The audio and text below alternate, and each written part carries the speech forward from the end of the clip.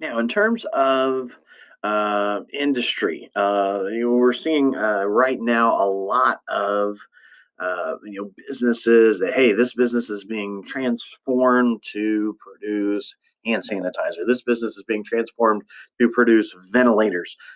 This is the same type of thing that you saw at the outset of World War II for the United States.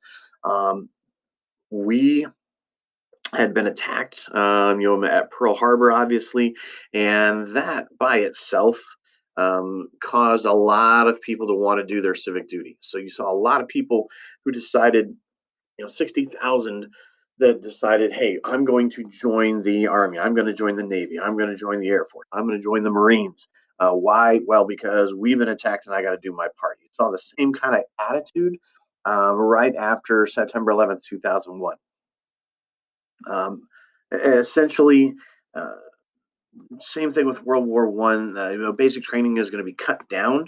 A big part of basic training is going to be, hey, let's break down the barriers. Let's get everybody, willing to support each other, willing to put their lives in each other's hands, because we're going to need you to do that in a very short amount of time.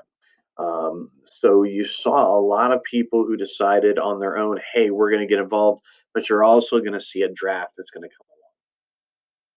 Okay, so what does the economy have to do with all this? Because Pearl Harbor has brought us into the war, now you have a situation where, hey, we've got to get these industries producing things for the war effort. How do you get all of these companies to continue to produce, but produce what the government wants? Well, you gotta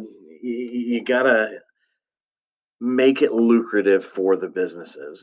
Certainly the businesses are going to do what they need to do to help, but they're not going to do it for free. So you have what are called cost plus contracts, where the government just kind of signs an open-ended contract with these businesses that says, all right, we're going to pay you whatever it costs you to make a tank, make a plane, make whatever, plus a certain percentage. We're going to guarantee you that you're going to make X amount of dollars or X percentage on top of what it costs you to make. What does that mean? That means that a lot of companies are going to, you'll want to get involved in this. We're producing, we're still keeping people in jobs, but we're doing something that's specifically going to help with the war effort. So you see a lot of companies like Ford, for example, they started making tanks. Got a picture of this. Here's a Ford plant.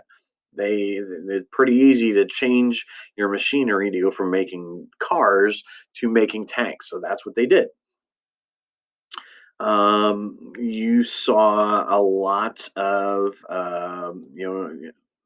just some other things that would have, tracer bullets. These would have been something that was easily a business or a factory that would have made, I don't know, would have made, say, aluminum cans. Now all of a sudden they're making bullets. Car companies were really sought after for things like this because they were already making similar types of things, and they would have had large enough factories to be able to house things like planes or, like we said, tanks.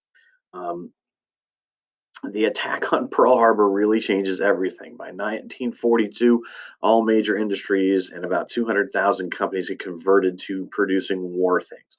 We said at one point that the general, or one of the admirals for the Japanese after Pearl Harbor, was quoted as saying, "I fear all we've done is awaken a sleeping giant." This is exactly what he was talking about. Yeah, we had some ships that were damaged, but man, we have the capability of being the most productive country the world has ever seen.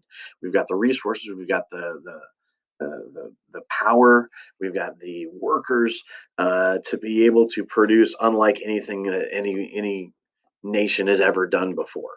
And that's exactly what's going to happen because, hey, that's what has to be done. And American spirit has always been, we're going to step up, we're going to do what has to be done. We're seeing a lot of that same kind of attitude, hopefully right now with people, choosing to do the right thing here.